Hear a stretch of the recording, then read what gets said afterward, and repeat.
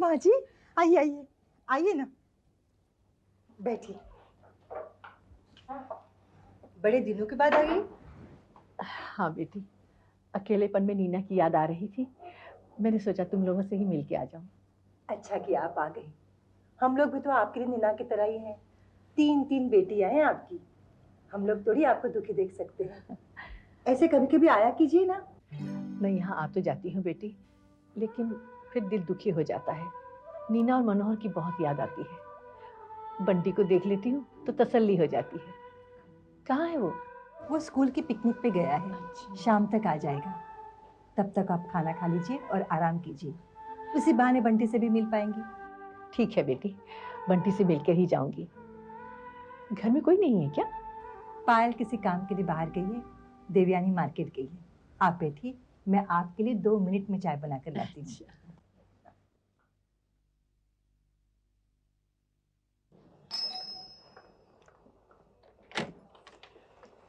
अरे आप आज अचानक? मुझे एक बात पता चली है, इसलिए पूछने चली आई।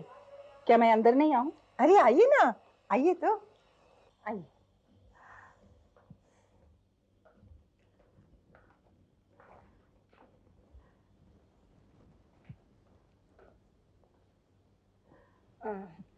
आप लोग बैठिए, मैं चाय लेकर आती हूँ।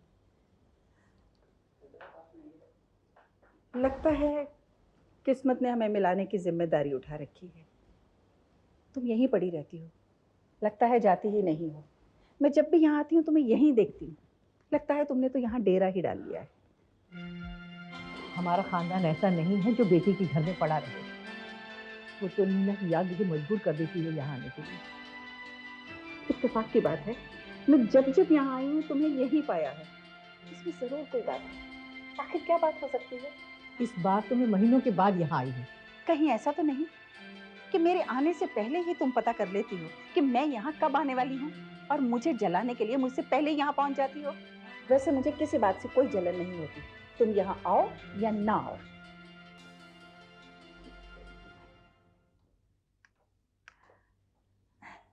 आइए आप लोग बैठिए।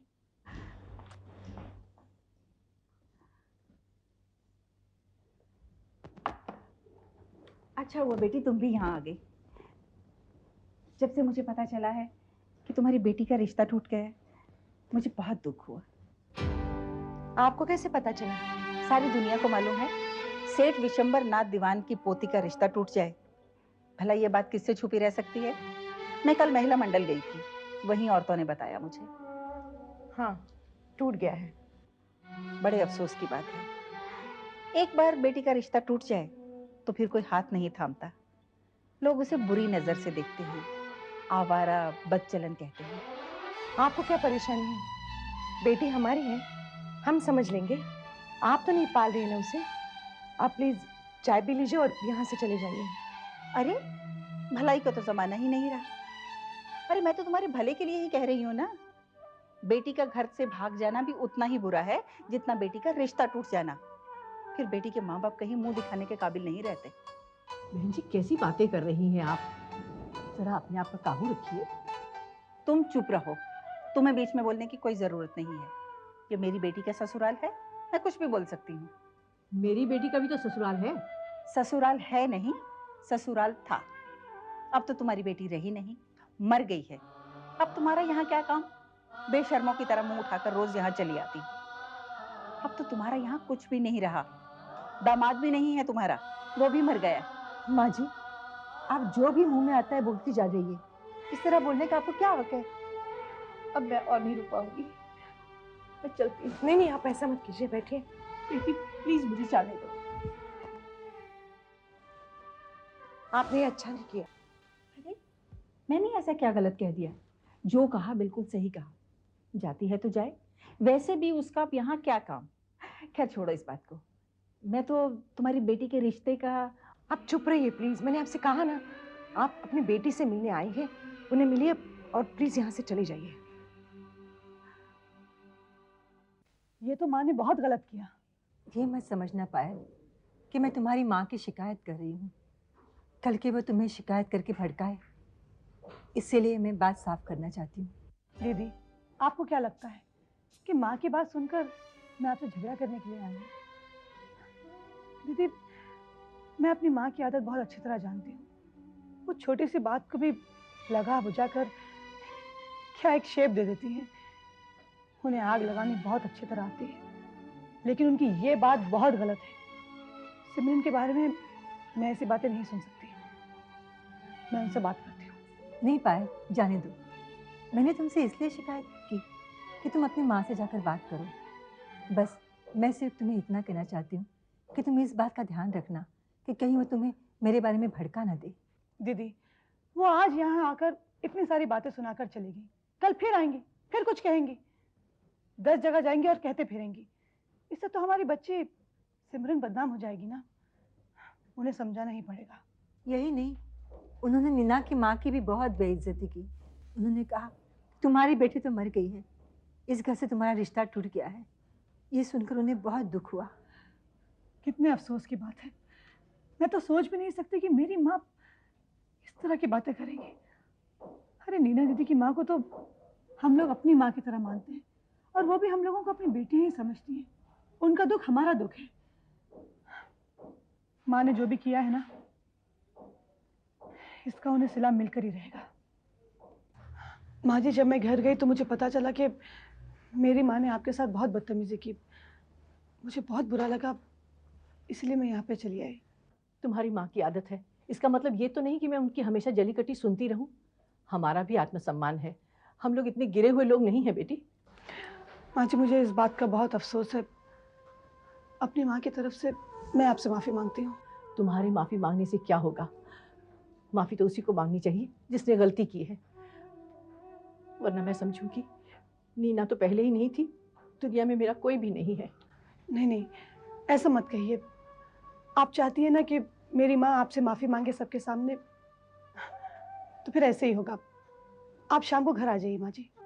नहीं बेटी, मेरा उस घर में आने का बिल्कुल मन नहीं करता। माँ जी, मेरी खातिर प्लीज़, मैं अपनी माँ को समझाऊंगी, उन्हें इस बात का एहसास दिलवाऊंगी कि उन्होंने बहुत गलत किया, और मुझे यकीन है कि वो आपसे ज़रूर माफ़ी मांगेंगी। हेलो। हेलो माँ, मैं पायल बोल रही हूँ। अरे पायल बेटी, मैं आज तुम्हारे यहाँ गई थी, पता चला तुम ऑफिस गई हुई हो, तो मैंने सोचा चलो बाद में मिल लूंगी। बोलो। हाँ माँ, क्या तुम वापस आ सकती हो? मुझे तुमसे ज़रूरी काम है। मुझसे तुझे क्या काम है? हाँ, तुमसे एक राय लेनी है। शादी के बाद पहली बार सुन रही हूँ कि तुम मुझसे कुछ राय लेना चाहती हो, वरना आज तक तो तुम्हें मेरी कोई याद ही नहीं आई। बेटियां तो हर दूसरे रोज अपनी माँ के पास भाग के पहुंच जाती हैं, लेकिन तुम्हें तो अपने ससुराल के अलावा कुछ दिखाई ही नहीं देता। जब देखो ससुराल ससुराल, तुम्हें तो बस जेठ जेठानियां चाहिए, पति चाहिए, ससुर चाहिए। माँ की तो कभी याद ही नहीं आई। ऐसा लगता है तुम्हें मैंने जन्म नहीं दिया, तुम तो बस उनकी बेटी हो। माँ, मुझे इस बात का एहसास हो गया है, और मैंने तय कर लिया है कि आज के बाद कोई भी काम आपसे पूछे बिना नहीं करूँगी। भगवान का लाख लाख शुक्र है। ठीक है, तुझे इस बात की समझ तो आई। बोल क्या बात है? फ़ोन पे नहीं माँ, तुम जरा घर आ जाओ प्लीज़। ठीक है, मैं कल आ जाती हूँ। नहीं नहीं, तुम आज शाम को ही आओ। ठीक है बेटी, मैं पहुँच जाऊँगी। ओके। पायल, लेकिन वो तुम्हारी माँ है, अब उनकी तो ये आदत ही है, उसका बुरा क्या मानना, जाने भी दो। नहीं भाभी, मम्मी ने जो कुछ भी किया बहुत गलत किया। उनकी इस हरकत की वजह से मैं अपनी नज़रों में खुद ही गिर गई हूँ। पता है नीना भाभी की मम्मी ने क्या कहा? वो कह रही थी कि इस घर में कभी भी नहीं आएंगे, इस घर से रिश्ता ही तोड़ देंगी। इसलिए मजबूरन मुझे ये फैसला करना पड़ा, ये कदम उठाना पड़ा। लेकिन जो भी मैंने ये फैसला किया है, ठीक ही किया है। शायद ऐसा करने से मेरी मम्मी की आंखें खुल जाएंगी और दोबारा वो इस किस्म की हरकत नहीं करेंगी। क्यों सुभद्रा भाभी, आप क्यों चुप हैं? मैं क्या कहूँ, मेरा तो कहना सुनना लोगों को बुरा लगता है, इसीलिए मैंने कहना सुनना कम कर दिया है। कैसी बातें कर रही हैं आप? आप तो जानती हैं कि आपकी राय लिए बिना मैं कोई भी फैसला नहीं करती। मैं तुम्हारी बात थोड़ी कर रही हूँ। जब बड़ों की बात किसी को गलत लगे तो बड़ों का चुप रहना ही ठीक है। तुमने जो फैसला किया होगा वो ठीक ही किया होगा। लगता है आप लोगों का झगड़ा अभी तक खत्म नहीं हुआ। मुझे झगड़ा करने का शौक थोड़ी ना है। मुझे थोड़ी झगड़ा करने का शौक है। मैं कोई बेकार नहीं बैठी हूँ जो सबसे झगड़ा करती फिरूं। जब आप दोनों झगड़ा नहीं करना चाहती तो फिर ये सब क्या है? पहले हम लोगों के बीच जो भी झगड़ा होता था बहुत जल्दी सुलझ जाता था, लेकिन ये बात तो खत्म ही नहीं हो रही। मेरी बेटी की जिंदगी की बात है तो क्या मैं भूल जाऊं? तो मेरे बेटे की भी तो जिंदगी का सवाल है।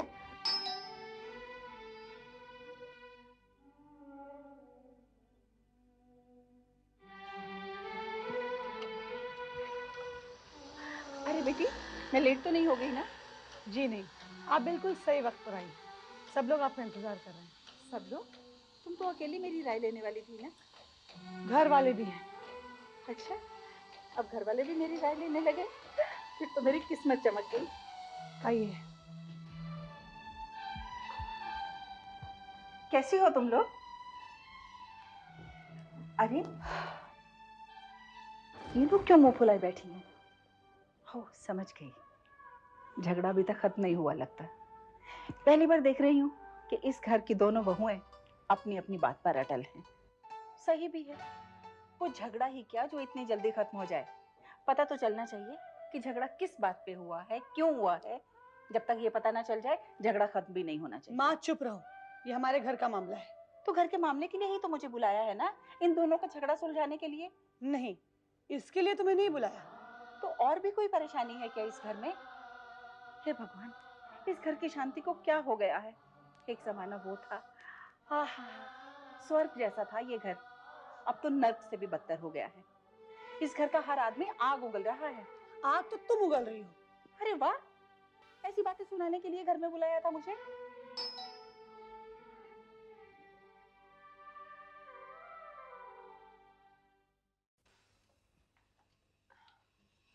माँ जी, आइए आइए आइए माँ जी, आइए बैठिए।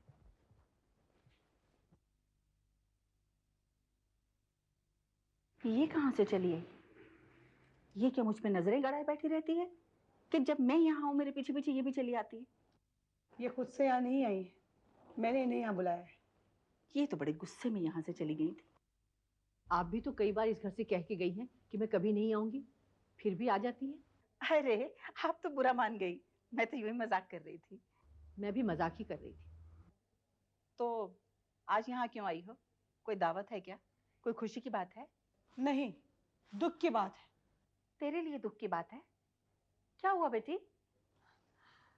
जिसकी माँ पर दुनिया वाले उंगलियां उठाए, उसकी औलाद दुखी तो होगी ना। मुझ पर भला दुनिया क्यों उंगलियां उठाएगी? अगर मेरे पे कोई उंगली उठाएगा तो मैं उसकी उंगली तोड़ के रख दूंगी। और फिर मैंने ऐसा किया भी क्या है? तुम ही सोचो माँ कि तुमने क्या क्या नहीं किया।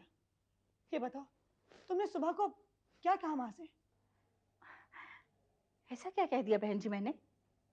कुछ बुरा कहा क्या? ये नहीं कहा आपने कि नीना तो अब रही नहीं, फिर तुम्हारे यहाँ आने की क्या जरूरत है? अच्छा अच्छा, वो बात। तो इसमें बुरा मानने की क्या बात है? जो सच है वही तो कहा ना। लेकिन क्या तुम्हें इनसे ऐसा कहना चाहिए था कि इस घर से इनका कोई रिश्ता नहीं रहा? नीना भाभी नहीं रही तो क्या हुआ? हम लोग नहीं हैं इस घर में। तुम लोग तो हो, पर इसमें बुरा मानने की क्या बात है? अच्छा, अगर मैं मर जाती और कोई तुमसे ऐसी बात करता तो तुम्हें अच्छा लगता? अरे बेटा, मरे तेरे दुश्मन, तू तो 100-200 साल तक जिएगी। हाँ, ताकि 200-300 साल तक तुम यहाँ पे आती रहो, मुझे जलाती रहो और दुनिया वालों से बातें सुनवाती रहो। क्या हो गया तुझे? इस तरह की बातें क्यों कर रही है? और कैसी बातें करूं? अच्छा छोड़ो, बताओ मुझे यहाँ क्यों बुलाया था? माँ, तुमने माँ जी की बेइज्जती सब लोगों के सामने की। अब सब लोगों के सामने तुम्हें इनसे माफी मांगनी पड़ेगी। हाँ? क्या कहा तूने? यही कि सब लोगों के सामने तुम्हें इनसे माफी मांगनी पड़ेगी। अपनी माँ से माफी मंगवाओगी? वो भी एक गैर औरत से? गलती भी तो तुम ही ने की है ना। ठीक है, मैं तो माफी मांग लूंगी। मुझे कोई फर्क नहीं पड़ता अपनी बहन से माफी मांगने में। ये तो मेरी बड़ी बहन की तरह है। पर तुम सोच लो, मैं माफी मांगकर चली जाऊंगी तो बाद में तुम्हारी जेठानियों के सामने तुम्हारी क्या इज्जत रह जाएगी? माँ की बेइज्जती यानी कि बेटी की बेइज्जती। अपनी बेइज्जती सहन कर पाओगी? माँ, जब तुम दूसरों की बेइज्जती करती हो तो वो भी मेरे लिए बेइज्जती वाली बात होती है। तो जब मैं वो बर्दाश्त कर सकती हूँ तो ये क्यों नहीं सह सकती? एक बात सुन लो माँ, तुम्हें माफी मांगनी ही पड़ेगी। अगर तुम माँ जी से माफी नहीं मांगोगी तो ये समझ लेना कि मेरा और तुम्हारा रिश्ता खत्म हो गया, मैं तुम्हारे लिए मर गई। और फिर इस घर में आने की कोशिश भी मत करना। अरे लो, ये तो छोटी सी बात का फसाना बन गया। लो बेटी, मैं माफी मांग लेती हूँ। कहो तो हाथ जोड़ के माफी मांगती हूँ, उठक बैठक लगाती हूँ, कान पकड़ती हूँ, आपके पाँव पकड़ती हूँ। कहाँ है आपके पाँव? बस बस बस रहने दो। मैं कौन सा सचमुच आपके पाँव पकड़ने वाली थी? मैं तो एक रस्म अदा कर रही थी। ये भी एक तरीका है माफी मांगने का। बेटी, अब तो खुश हो ना? मैंने माफी मांग ली उनसे। आपके माफी मांगने से क्या होता है? माँ जी, आपने मेरी माँ को माफ किया? अब मैं क्या कहूँ, मैं तो शर्मिंदा हूँ। वो इंसान ही क्या जो किसी की गलती माफ ना करे। इतनी बेइज्जती तो करवा दी, अब चलूं मैं? नहीं नहीं, ऐसे कैसे? आप बैठिए ना, मैं चाय नाश्ते का इंतजाम करवाती हूँ। चाय नाश्ता है मेरे घर पे। इतनी बेइज्जती हो गई, अब आप लोग क्या मेरे जले पे नमक छिड़कना चाहती हैं? अरे आप गलत समझ रही हैं, ये घर की बात है, आपस की बात ही तो है, यहाँ बाहर का थोड़ी कोई है। अगर बेइज्जती बाहर वालों के सामने हुई होती ना तो कोई फर्क नहीं पड़ता, लेकिन इन लोगों के सामने हुई है ना, इसलिए कह रही हूँ पायल, मेरे जाने के बाद ये बातें बनाएंगी, ताने मारेंगी तुझे कि पायल की माँ नीना की माँ के सामने झुक गई, माफी मांगी उससे। बस आपने माफी मांग ली, हम भी भूल गए इस बात को। आप लोग भूल गए, लेकिन मेरे दिल से ये बात नहीं निकल सकती। बहन जी, मैंने तो जो कुछ भी कहा था आपको अपनी बहन समझ के कहा था, लेकिन आपने उसका गलत मतलब ही निकाल लिया। इतनी बेइज्जती तो मेरी कभी नहीं हुई। आज के बाद मैं यहाँ कभी नहीं आऊंगी, मैं जा रही हूँ, थूकूंगी भी नहीं। माँ, क्या है? फिर कब आ रही हो?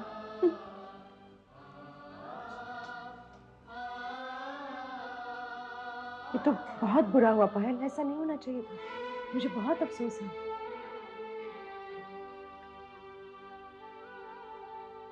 पायल, तुम्हारी माँ ने मेरे हाथ पैर जोड़े और फिर इस तरह नाराज होकर चली गई, मुझे भी अच्छा नहीं लग रहा है। माँ जी, आप बिल्कुल फिक्र मत कीजिए। अगर मैं मम्मी को वापस बुलाऊंगी ना तो शाम को फिर से आ जाएंगी। उनका गुस्सा बिल्कुल पानी के बुलबुले की तरह है। लेकिन आप बताइए, अब आपके दिल में कोई बात तो नहीं रही ना?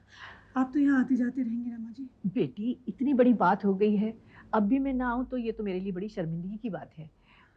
मैं अपनी बेटियों से मिलने जरूर आऊंगी।